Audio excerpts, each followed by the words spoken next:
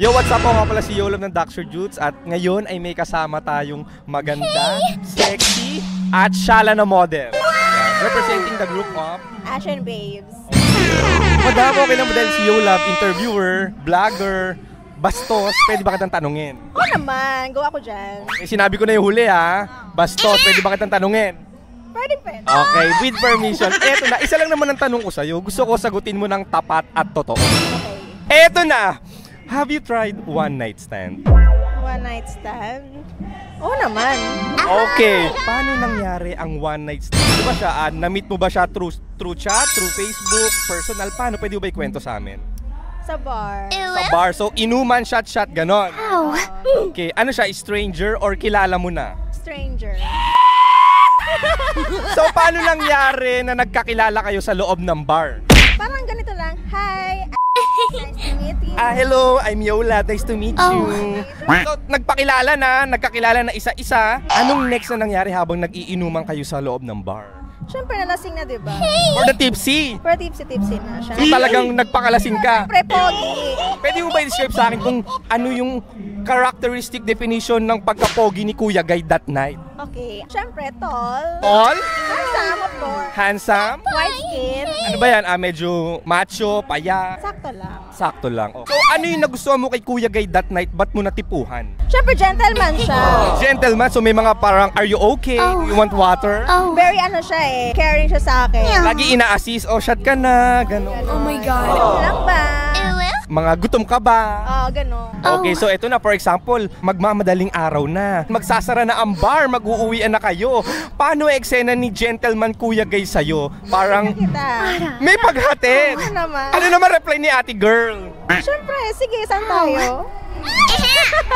Hatid, syempre, sa bahay mo. Nagtanong ka pa kung saan tayo. Anong reply ni Kuya Guy nung sinabi mong saan tayo? Clean up sa bahay. So, bumiglang liko. Biglang na U-turn. Yan ba yung gano'n? Oo, yan. Tapos yung kwarto walang kusina. Wala. May mga steam room siya. Wala. 50 Shades of Grey. So may mga laruan doon, may mga play. Oo naman. May mga chair.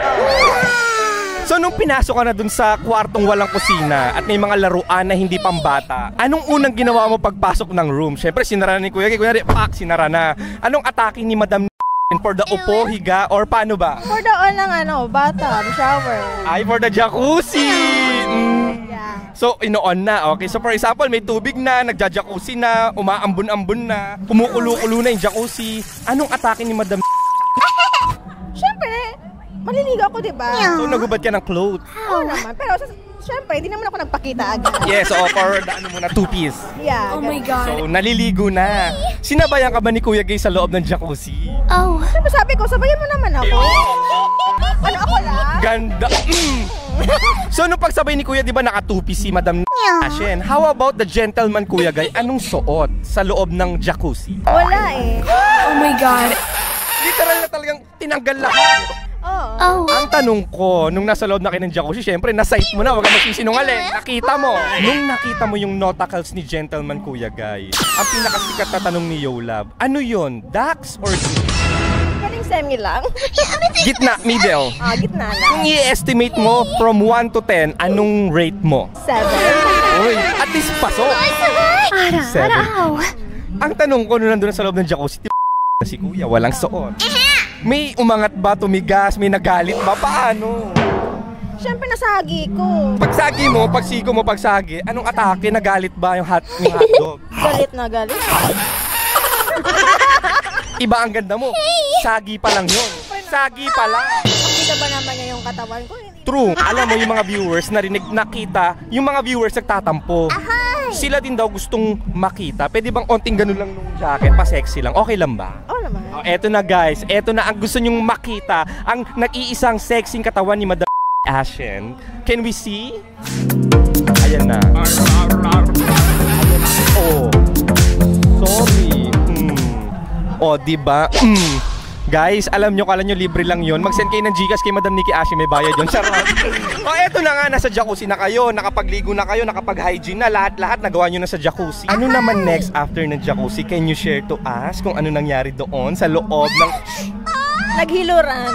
Naghiluran? Ba't puro ba kayo mga libag? Charot lang. O ano na nga, kunyari, tapos na mag-jacuzzi, nag-towel na. Siyempre, for the towel, gentleman nga, towel po.